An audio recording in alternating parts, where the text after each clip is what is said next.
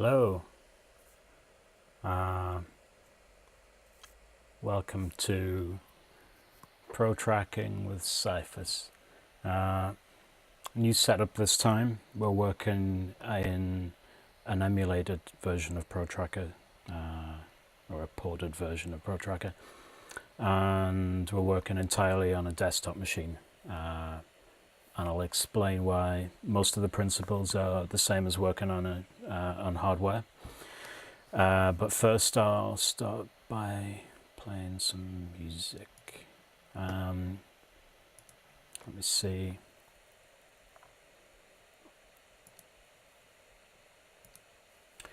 Tonight is going to be about clean samples, getting audio into the Amiga that's as clean as possible.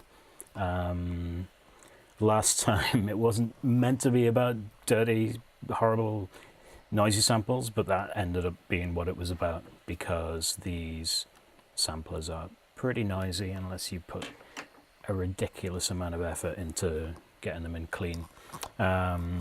This is a much better way to do it in 2019, and it gives you the best shot at getting the noise floor down and doing what you want to do. So I'm on a tiny little screen, and I'm trying to keep track of everything. Trying to keep track of the chat and the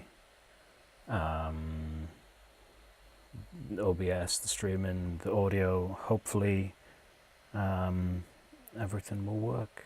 So I'll play some music while I get everything else set up. I think we'll have something by Substance and Ashley. This is nice.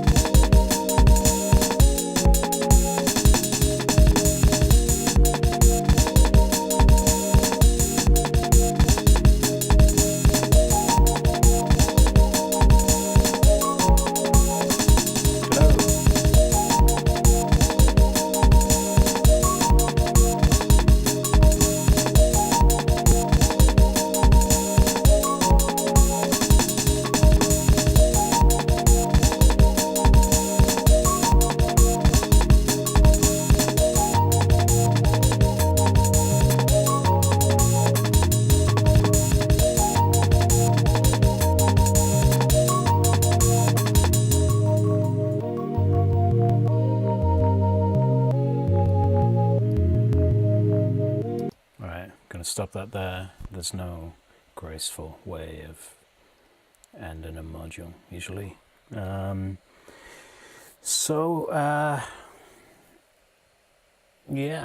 I'm going to try and make this stream shorter, tighter, sweeter, a bit more useful, less rambling.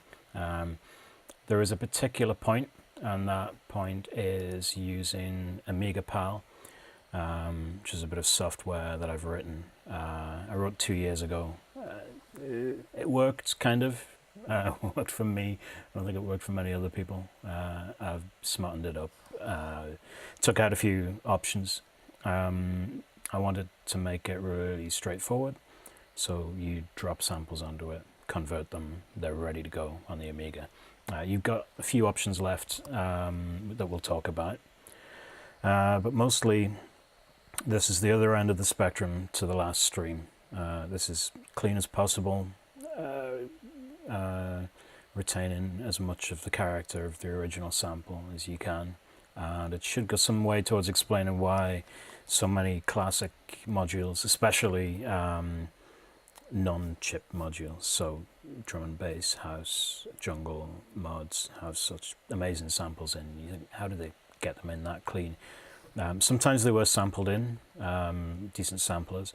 A lot of the time they had made their way onto disk. They'd been digitized somewhere else in the chain, perhaps remotely, somebody in a different country. Perhaps those samples came from BBS, or maybe sometimes sample CDs. And often they were shared, often they were nicked from somebody else's module, credited sometimes, not always, that kind of thing. Hi Kido. So yeah, I got a bunch of samples together that we're going to use as examples tonight. As far as I know, they're not samples that you should really be using out in the wild. Oh wow, ProTracker's just messed up. There you go. It's my dodgy hack coming back to bite me. But let's take a look at Amiga Pal. You can see it over on the right of the screen here. It is a very small app that does a very simple thing. It's enormous. It's 150 megabytes or something because it's written in Electron, so it essentially runs Chromium browser, because I'm not very good at programming, but it lets web devs do desktop apps. Yeah, technically it's a desktop app. So it's a bit overkill, but it does the job. And essentially it's a GUI for SOX, Sound Exchange, which is a command line program. It calls itself the Swiss Army knife of audio software, which it is because it recognizes almost any sample you could care to throw at it, and it exports almost as many, including really esoteric and weird ones, which is good because the sample format we want to produce from this is both esoteric and weird. Like so many things from the Amiga era, it could have been great, could have been what we were all using today, except we'd be using 16 SVX or 2432, but we're not. It didn't work out, and Apple's AIFF and Microsoft's WAV, both of which were influenced by the way it acted as a container format for linear PCM audio, took over, and the rest is history. But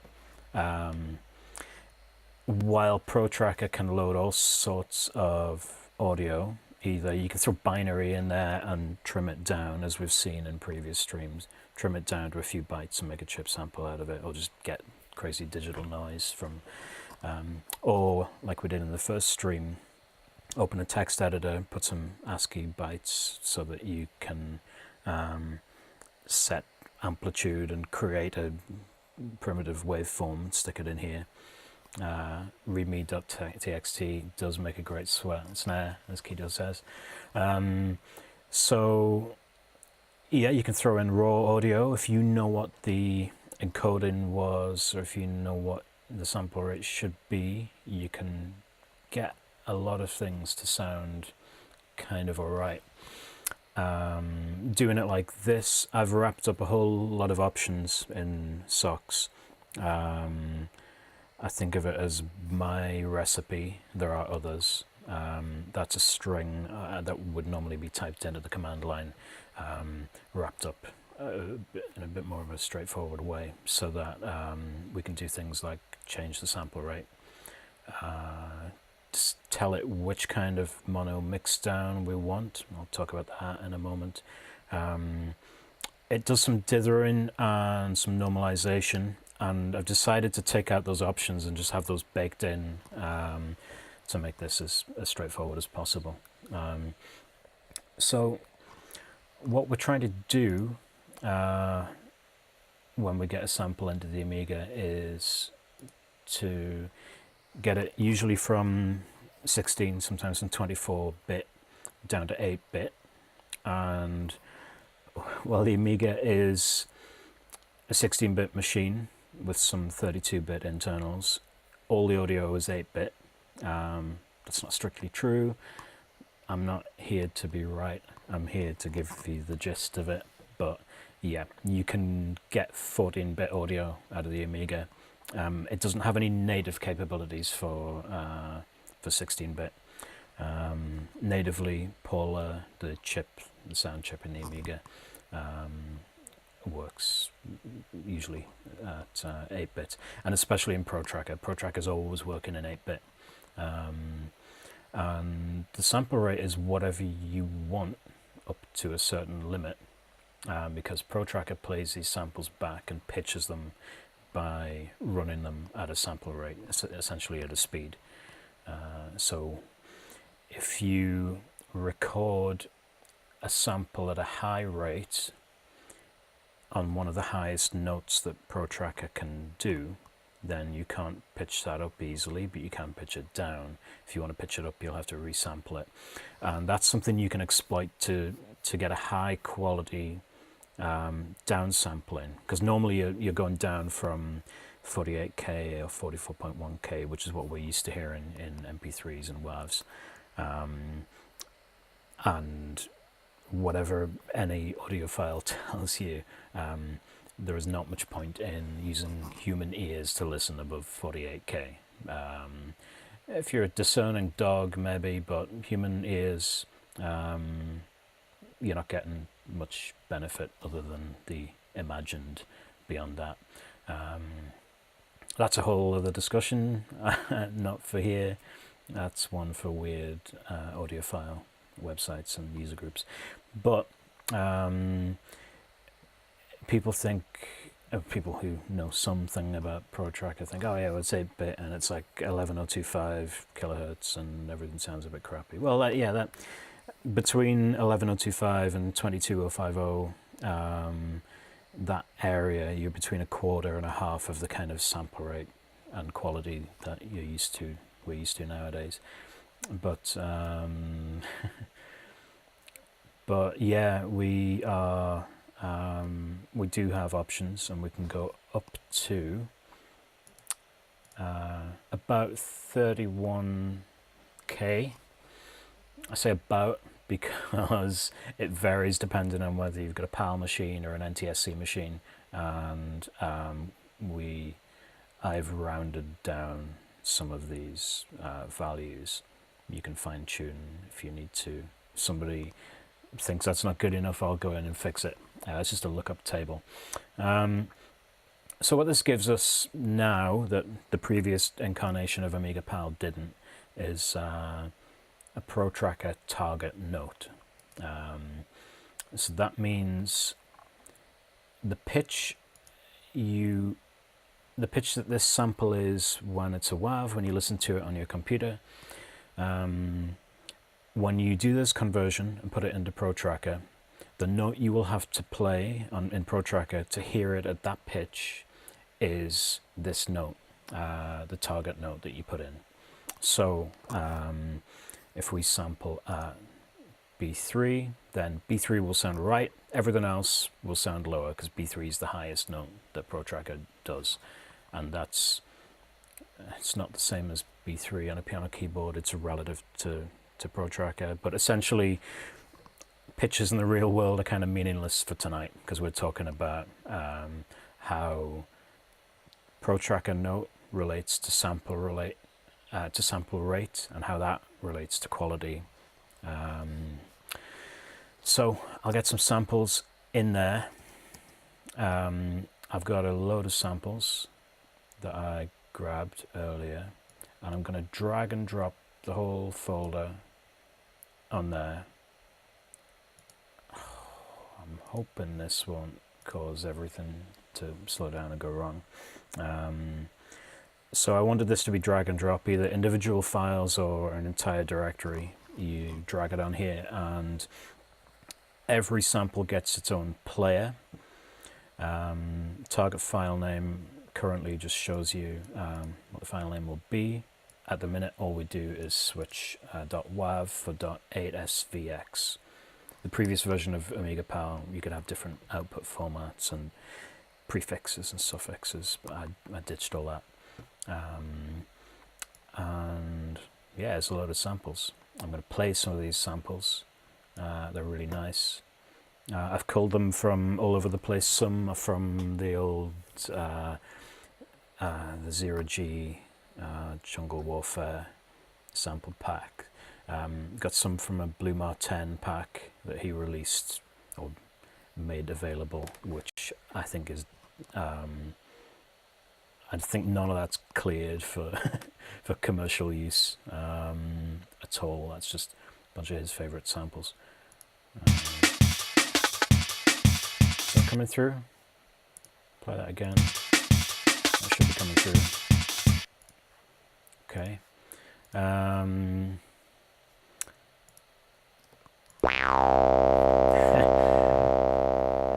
people of a certain age will recognize that.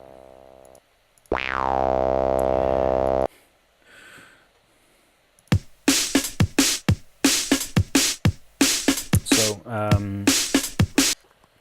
I'm respecting the loop point that might be set on the WAV that gets put in here. It doesn't mean a great deal because it doesn't go through to the 8svx, but that explains if you're wondering why some of these samples loop and some don't. Some really nice samples in there.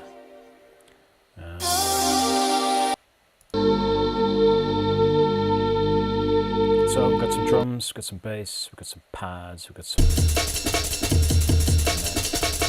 Nice. When a gunman back me up round the corner. A bit of that. And we'll have a go at replicating that effect in ProTracker as well if we've got time, either tonight or another night.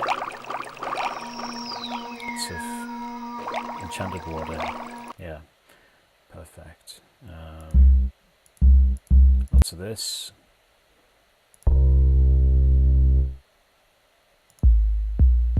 Some of these. That sort of thing. You get the picture.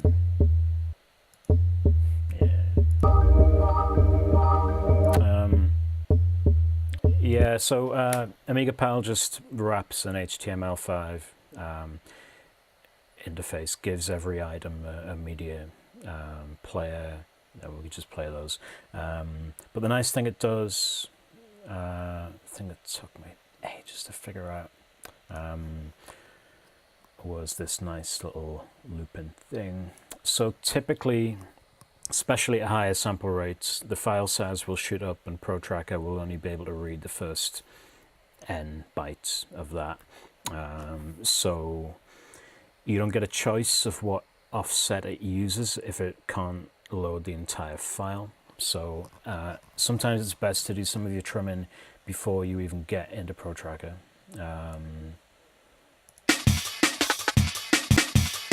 So I think this break goes through 2 full loops.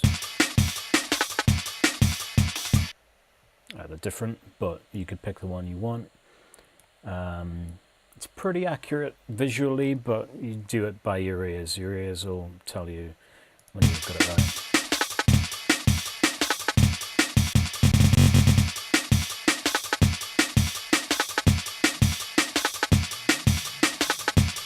go. I'll click convert on that one. I could do a convert all, and that would convert them all, but I'm not going to. And I'm going to load that up straight away into ProTracker. This is the ProTracker 2.3D clone for, I'm on Mac, but it's on PC as well. That was ported by 8-Bit Bubsy, and I reckon it's the best way to use ProTracker outside of a hardware Amiga. It's better for various reasons than emulating in WinUAE or FSUAE. He's done an excellent job. He's added some really nice new features that don't kind of break the spirit of ProTracker, but just make some things much easier, and also kind of make up for the fact that there's stuff that you can't realistically do in on a modern platform that you could on the Amiga. So you can't do hardware sampling without a lot of faffing on. It's easier to just have conversion stuff built in. So strictly speaking, we could drop a bunch of these WAVs into ProTracker, into the ProTracker port, and it would say, are you sure? And it would downsample them, and we've got some filtering and EQ and we can do. But that's not what we're doing now, because we just imagine this is a hardware Amiga, and then in a later session I'll take the samples that we convert tonight over to the real Amiga. I'll get this crazy webcam set up on the go again, and we'll get back to that, and I'll try and redeem myself from all those noisy samples we had last time. So I'm going to switch to load sample. I'm going to flick back out. Oh, he's got a scroll wheel for the doskpop, which is fantastic. It might be possible to do that on the Amiga, but I doubt you can hook into ProTracker for that kind of thing. ProTracker is just banging the metal. It doesn't respect anything the operating system's doing. What did I call that directory? Amiga Pal. That's the directory I called it. So almost all of these are WAVs. The one we want is this one. I'll try loading the WAV first, actually. Are you sure? Because it's going to downsample by a factor of 2. That's pretty good. Not too noisy. But it doesn't... Hi there, Rob. It doesn't give you the kind of control that Amiga Pal gives you over how the sample's going to be converted. There are a few other things it doesn't do. I'll move it to another sample slot, and I'll stick the converted one in. That'll sound a lot lower because I'm not playing it at the note that we converted. The note we converted was B3, which is up here at the top of the keyboard.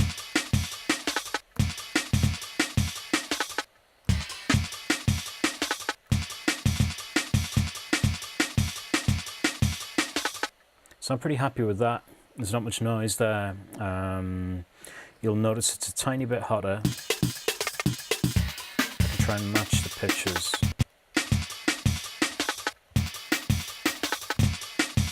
It's a bit hotter because one thing that I've got baked into Amiga Pal is a normalization that happens before the bitrate conversion. We're normalizing to minus 0.5 dB. It's just a peak normalization. It's not ideal if there's a huge amount of dynamic range. You might want to go back. If it's a sample that you prepared yourself in a DAW or with a synthesizer or a drum machine, you might want to do some compression so that there's a bit less dynamic range. If you've got slightly less, you make a compromise in dynamic range. So your quiets are less quiet and your louds are less loud, essentially. That means a normalization will bump the whole level of the signal higher than it otherwise would. And the higher you go, the hotter you go without clipping, the lower your noise floor will be, and the better the sample will sound in the Amiga. All about compromise. So we've got that sample in. And sounds all right, but I'm going to move to a third sample slot.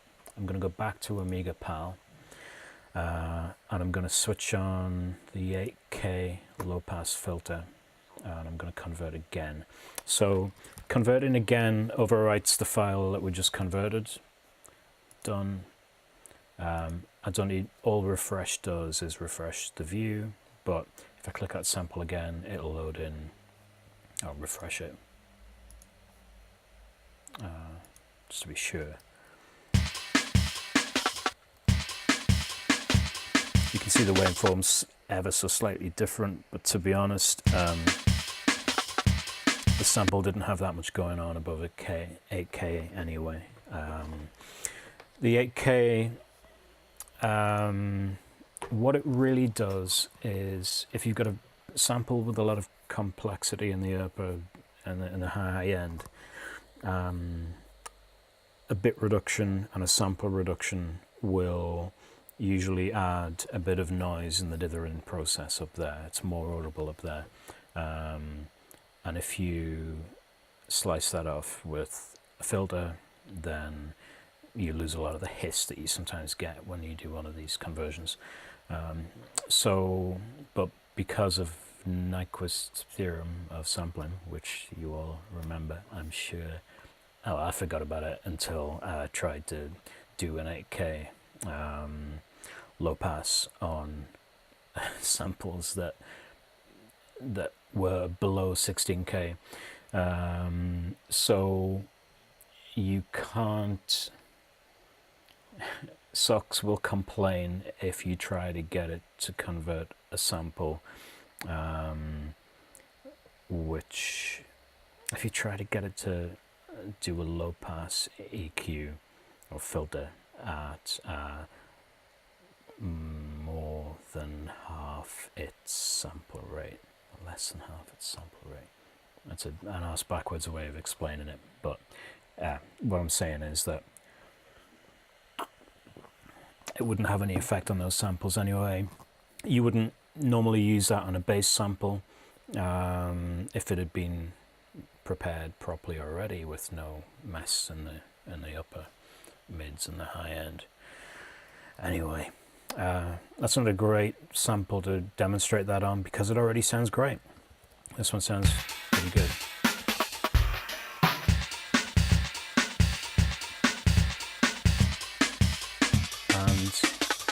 And going back to some of the stuff we did in the last stream, we can then use the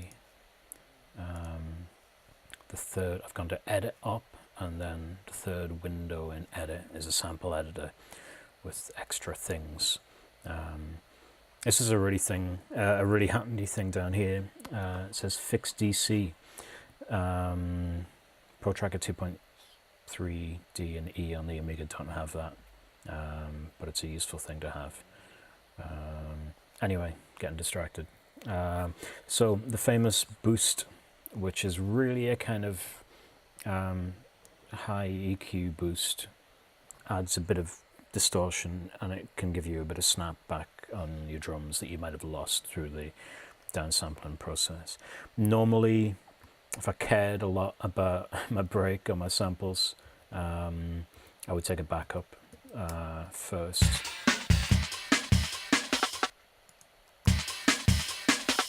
I'll do it more times than I normally would to show you. There you go. Especially if you're layering up to breakbeats, which you might well be. You might want one of them to cut over everything else a bit. Now it's not quite the opposite, but filter does a low pass again.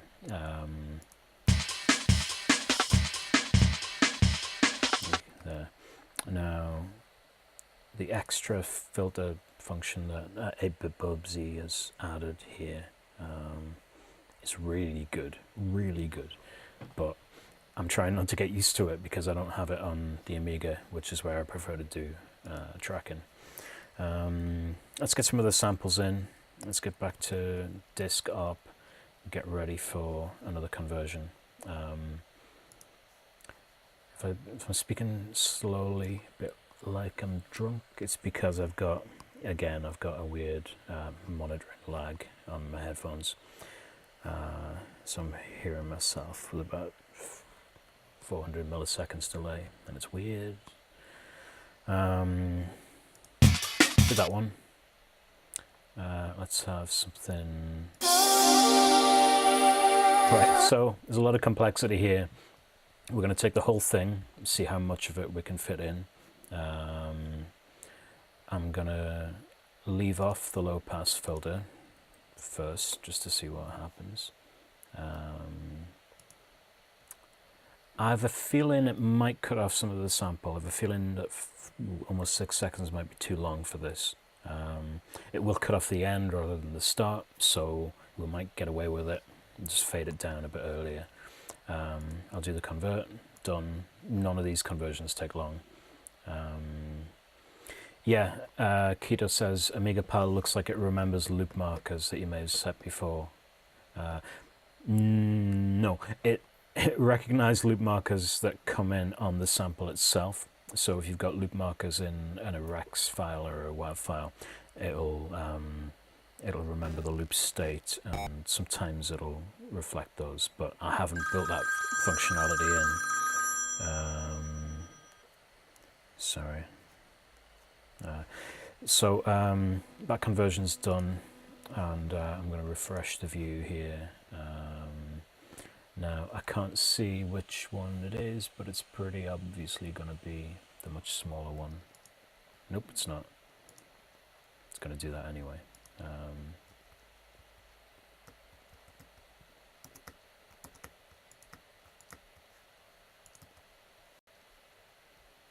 Has this gone wrong?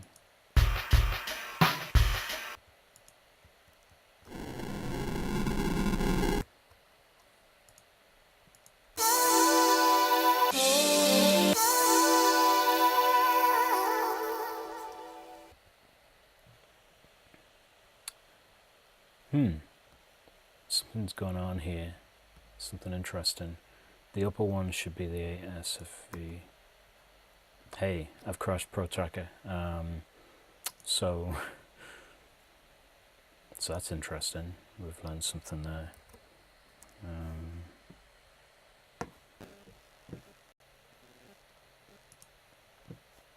Go back to loading sample. Try and get that one in again. There we go.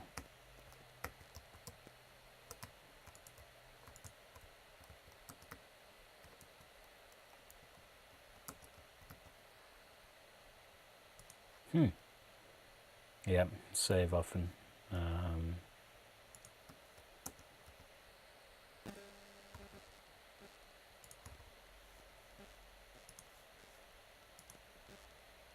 I think this might be more about me hammering the MacBook than it is about ProTracker.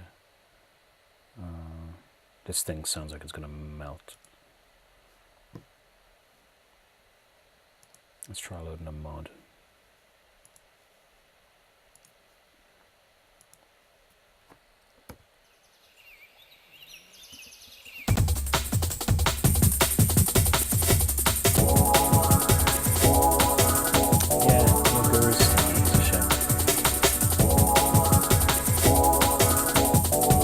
DJ Hoffman there, good stuff. Right, I'll kill that. See if we can get this sample in. There might be something funny going on with this sample.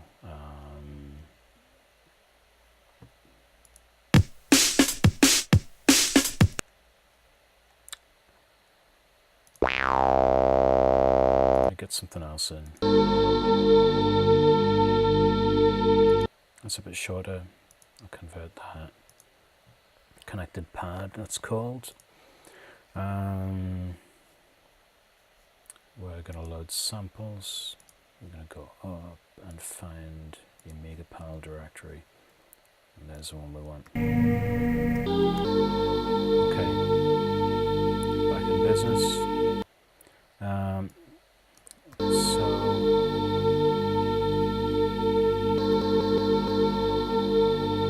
sounds pretty good, I think. I'm going to go to another sample slot. I'm going to switch on the low pass filter and convert again. Go back to ProTracker, refresh the view, connected pad.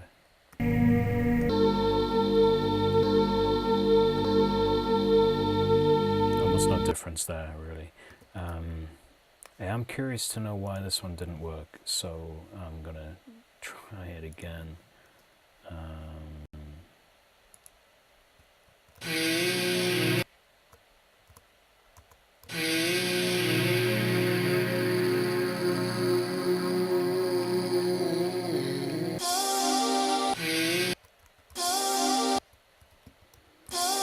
That's really weird.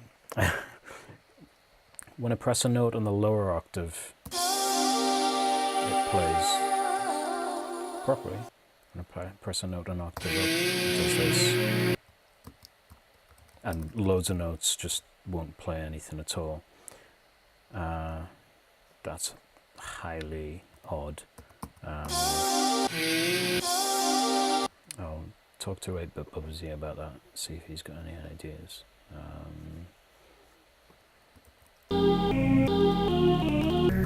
That's doing everything that it should anyway, so let's get another breakbeat in. So you get the picture, I think. Being able to trim the sample.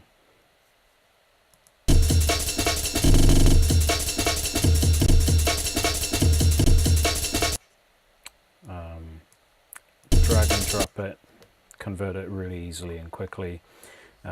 Decide whether or not you want to use this filter. And also, we're always going to mono. I forgot to mention that, but yes, we're always going to mono.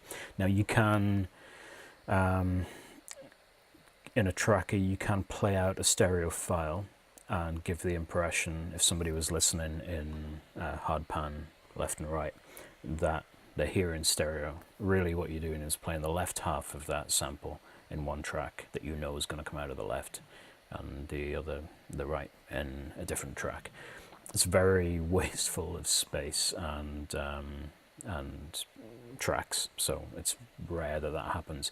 And also, you can't rely on people's listening setup. I wish I could rely that everybody was listening in mono, because it makes it easier. But mono mixdown, yeah, it's something we have to do. It's something I'm telling Socks to do, but I'm giving users a bit of choice. We've got left and right, or left or right. Pretty straightforward. If your source is mono, it's fine, you'll get mono. If your source is stereo with a pan and tremolo or a modulation of some kind going back and forth, then if you pick either, it'll just sound like a volume trem rather than a pan in trem. So you'll have kind of dead spots along the way, where in stereo you'd be hearing it on the other side. If you mix those left and right, it might be fine, but it might go wrong. You might get phase cancellation, you might get dead spots where you weren't expecting them to, so a bit of trial and error is needed there. I don't have a function yet that lets you preview it like you would hear after a mix down. I might add that if I can figure it out. Especially for mono, amen samples and stuff, left and right will do. Did I convert that one? Cool, amen. I'll convert it anyway. Done. Let's find it in here, in ProTracker. Cool, amen. Right, that's what it says in the box. Cool, amen, right there. And let's see if we've got something gentler. It's quite gentle, but even gentler.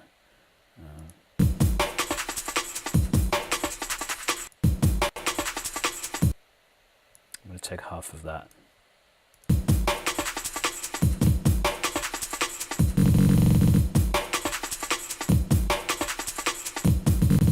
Always take a little bit more because you can trim that off. Convert that, let roll, refresh in here again, let roll.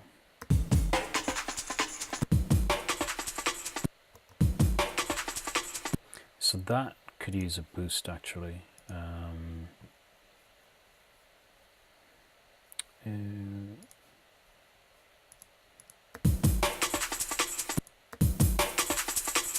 Especially if you're layering that up with another one, which we'll try now. So I'm going to go back to my Amen.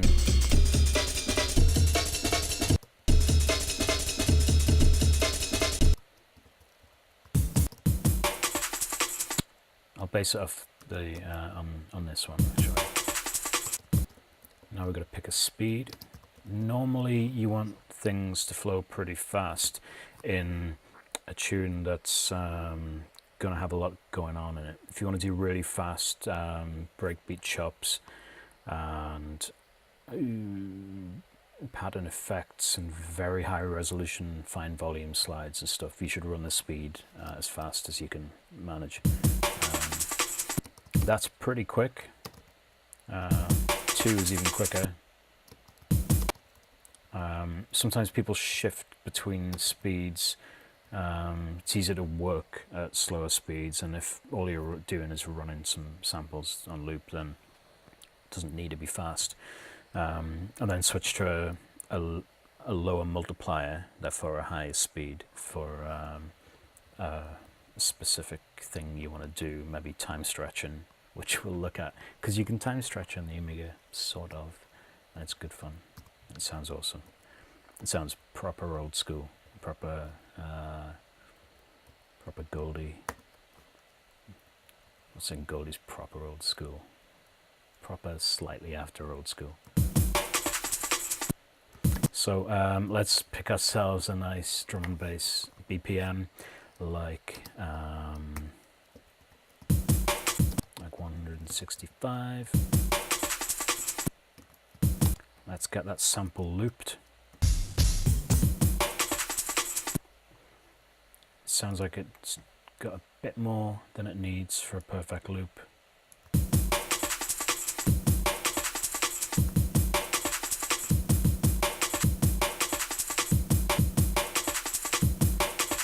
I'm not going to do what you'd normally do to an A-main, which is chop it up and juggle around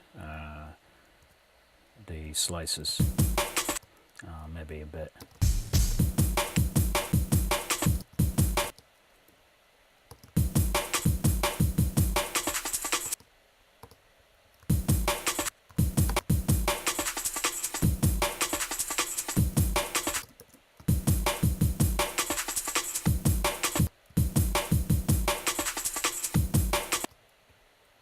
Not perfect. That's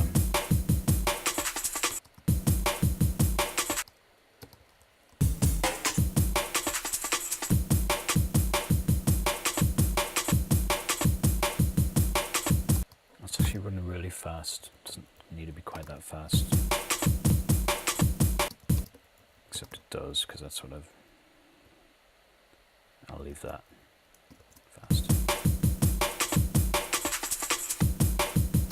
Right, so to get this looping around nicely at the speed we're at, we either need to transpose it or do a bit of fine tuning on that sample.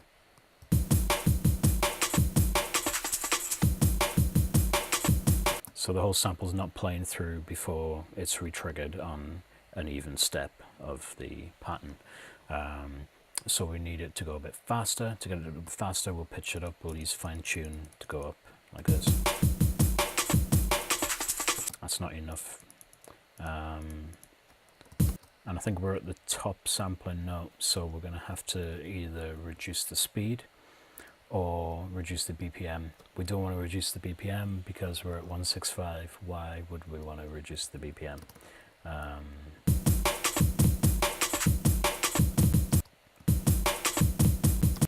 might back myself into a corner with this one. But hey, no matter, because we've got Amiga Pal over here. The Amiga Pal is our pal. That's not what I wanted to do. Yeah. So, where is it?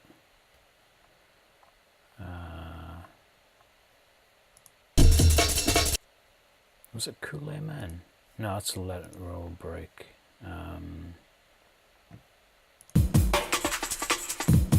So I'm going to lower the target note to G. Should give us enough breathing room.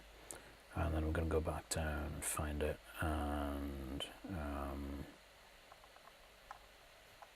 Let It Roll break. Convert it. Done. Back into ProTracker. Refresh. Back in.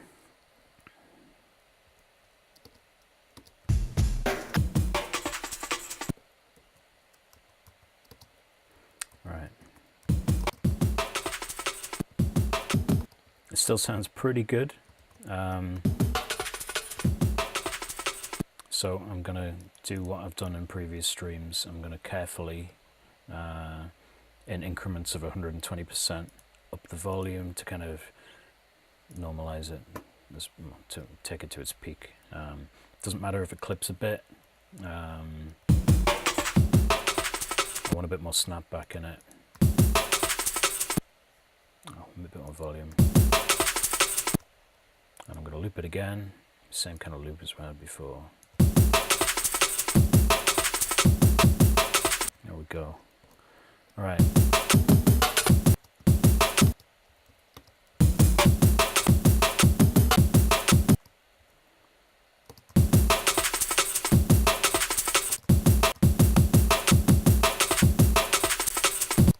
That's running slightly too fast.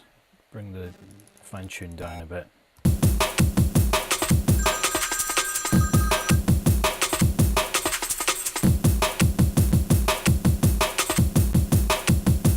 It's almost perfect.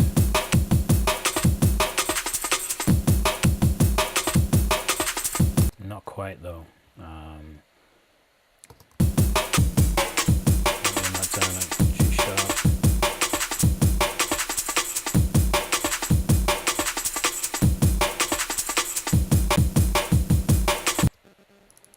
And then run it to the top of the fine tune pitch, see where that leaves us.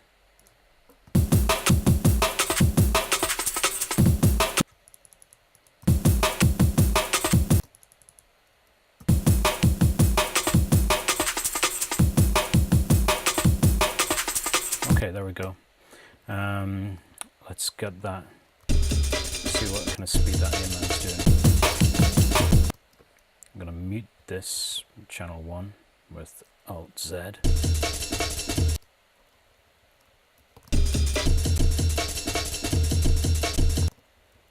So again, I think I'm going to have to do the same on the A-man.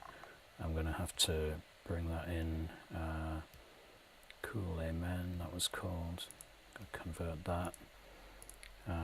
Back to doskpop. Bring up the sample editor. Refresh. Just a sec.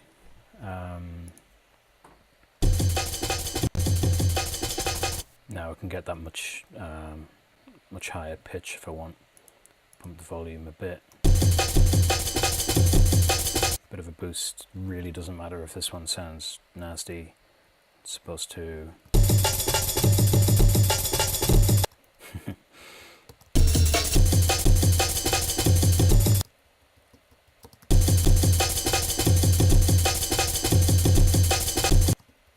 Needs to be a little bit faster.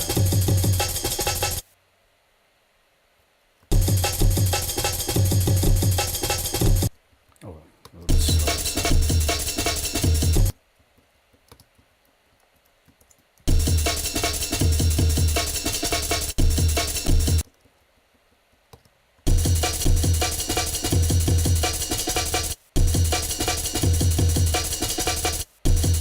So now I'm going to fine tune this down to try and get that loop perfect. Then I know what pitch I need to run my drums at.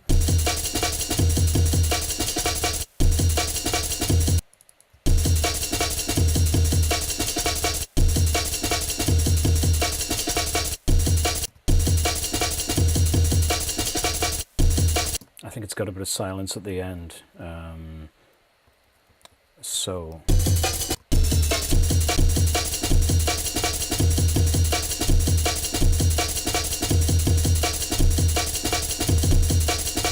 it's not quite there, but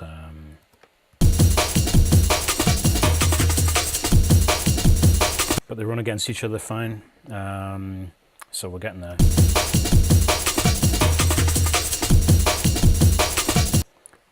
I did promise the drum and the bass, so let's find a bass. That's lovely. Let's get some big 808s there. Now you can go lower target note with these. Let's go down to C3, convert the bass out. Ganja bass, of course. In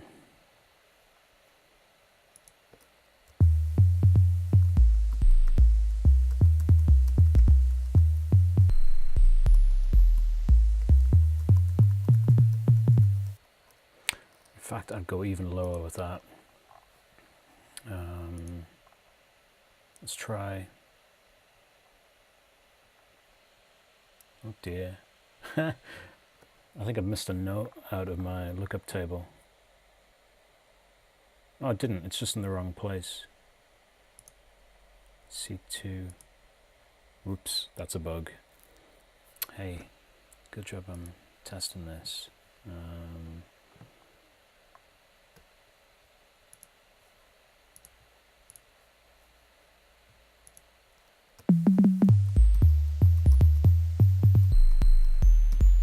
There's no point in having a bass that runs really high quality at the top of your ProTracker keyboard range at one of its lowest or its medium lowest notes. You've got nowhere to go down from there. You can afford a lower quality in a bass usually. It's the high-end stuff like snares and complex pads where you really miss out on stuff that you want to hear after this downsampling. Big sine wave 808 style basses like this, nah, it's fine. There we go. So I think I'll just keep hold of that for now. In fact, what I would normally do is trim a whole load of this away. I don't need that.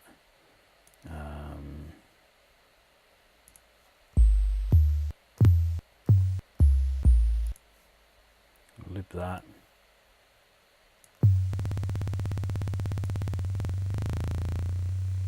Can't loop it too tight because then you just get a chip sample.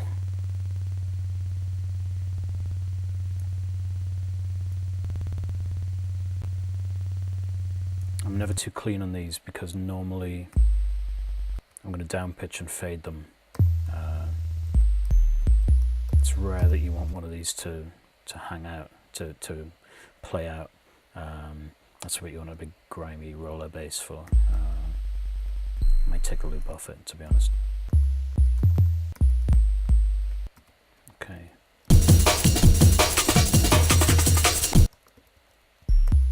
Now I don't yet know what kind of key we're going to be working in here.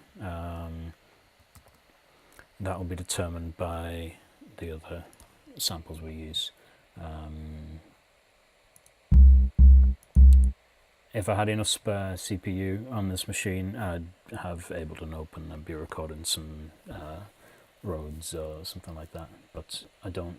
This thing's at melting point. There's quite a lot of bass content in already, so normally I would have prepared something like that by high passing it quite a bit if I thought it was going to clash. It's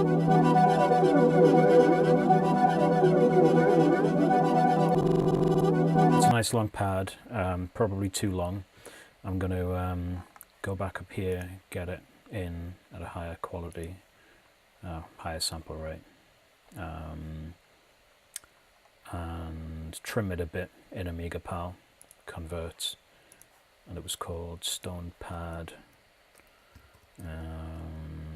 Sampler up, Stone Pad. Ooh, don't accidentally click a sample when you've got another sample loaded, because it'll just override it without asking you. Almost everything happens without you being asked. Sometimes you get asked and you say, oh, no, no, no, and it does it anyway. That's ProTracker. What did I sample? Let's volume back.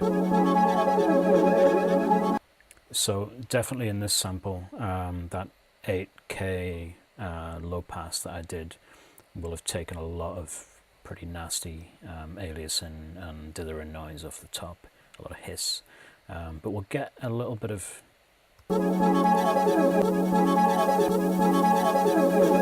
let's dirty up the high end a bit with that boost. I'm going to do one more volume on it. Tiny bit of clipping, doesn't really matter. Let's get a loop and see if we can find a natural loop point.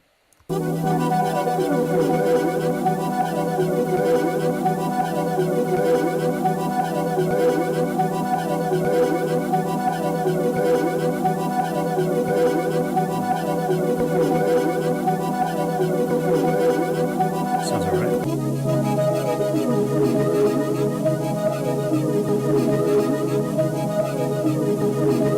It sounds decent.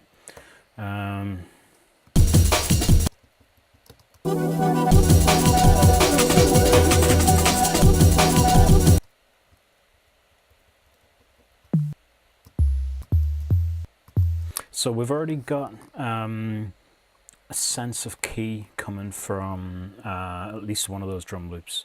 I've forgotten which one. Something happened that I didn't intend.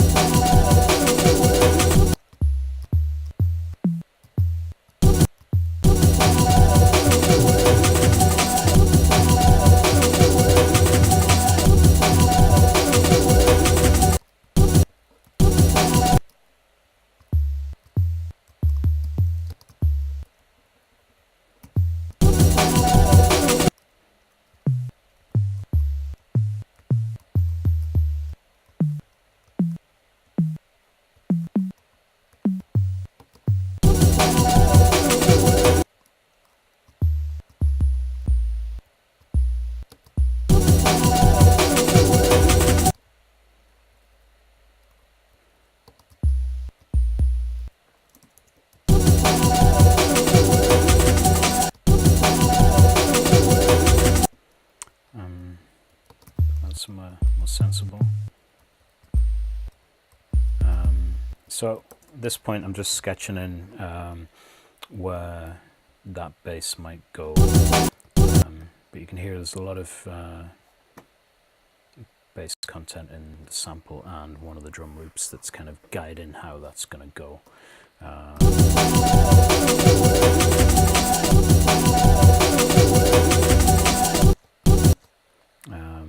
And now would be a good time to break this out into a second pattern. So increase the length, that's the length of the entire tune up here. Mouse is. And position ID, that's the position that we're currently on, which can be filled by any pattern. And here's where you choose which pattern is in that position. And if you do a lot of patterns and positions gone up to 10, 20, but your length is still 2, if you save the module, that'll all be lost. I think most trackers, that would be lost. I can't remember exactly what this is doing in this version. So let's go to position 1 and pattern 1. So now we should have something that loops between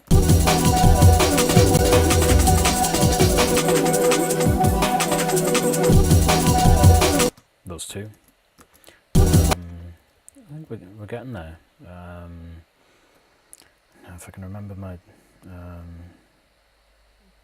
keyboard shortcut gymnastics, I think Alt F4 copies the pattern, Alt F5 pastes the pattern, but you've got to make sure the new pattern is visible first, which you do by doing a play song command, not a play pattern command, which would be here versus here. The keyboard controls are on the Mac it's right command for play song and right alt for play pattern. On the Amiga the mapping's the other way around. That's a trial and error thing for anybody who wants to. And then, yeah, Alt F5, paste everything from that pattern into the new pattern.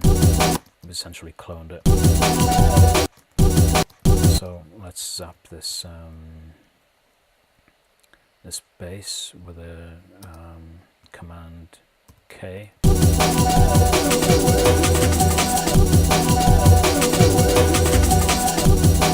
In the second pattern. And maybe change the pitch of this.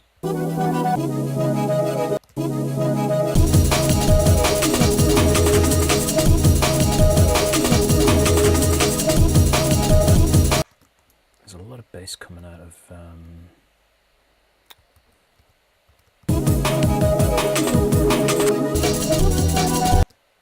I think it's in that A minor. Yeah, it's just so you could low pass that before you converted it to get rid of that, if you didn't want to follow the pitch that it was kind of driving at, but that's okay because we've now got something that's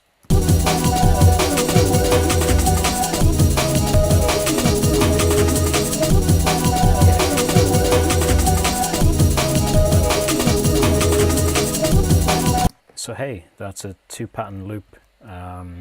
Sounds almost like real music, and we did it by converting some very nice sounding samples into some slightly nice sounding samples.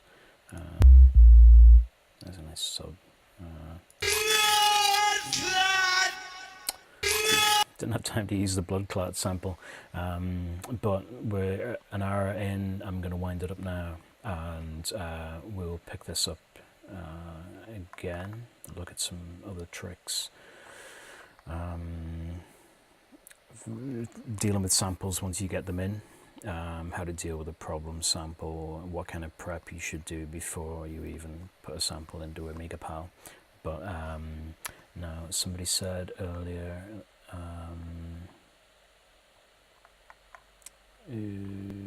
yeah, they tried Amiga Pal but could never get it to work. It didn't really work that well. Hopefully this version will work. You might need to get socks installed if you don't, but I've got a box here where you can type in the path for socks, and it should hopefully work with Amiga Path, Windows paths as well as Mac.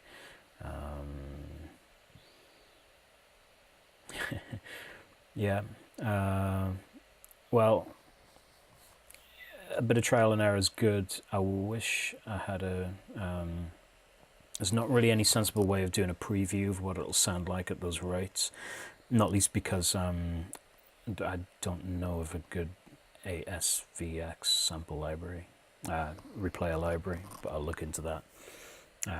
Really, you find out by loading something up in ProTracker and seeing where you can go with it. Sometimes you'll be surprised, for better or worse, with what bit crushing and sample reduction does to your sample by the time you get it into ProTracker. And the point of Amiga Pal is not to do something that nothing else can, because it doesn't. Renoise has a really good bit reduction algorithm. It's just a fanny to use for batch processing. It's a bit of a fanny to use generally. You've got to load up the program, you've got to go to the properties, you've got to do one conversion then another. You should do the sample rate reduction first and then the bit reduction. And a lot of the stuff that would be an extra 4, 8, 12 clicks of the mouse, digs through menus, that's what I've tried to wrap into my recipe for socks. That is kind of hard baked into this with a few options. Yeah, well, thank you for listening, and I'm going to call it there and say Twitter is where you can find out when I'm going to run these, which is whenever I get the time. I'll probably settle into the habit of doing one big one every week, and try and do small ones like this, or even smaller, if I think of something that I think would be cool, or if I come across something when I'm doing a mod that I think it's worth discussing. But yeah, if anybody gets to try Amiga Pal, I'd be curious to hear how you get on. If it actually works, that would be nice to know. And I think maybe next time we'll take some of these samples and go to the hardware, stick them on a compact flash card like this, and load them up in ProTracker on the hardware and see how it behaves. Hopefully will sound pretty good. Right, that's me. Thank you very much. And if I can find the stop streaming button, there it is. Yeah, see you next time.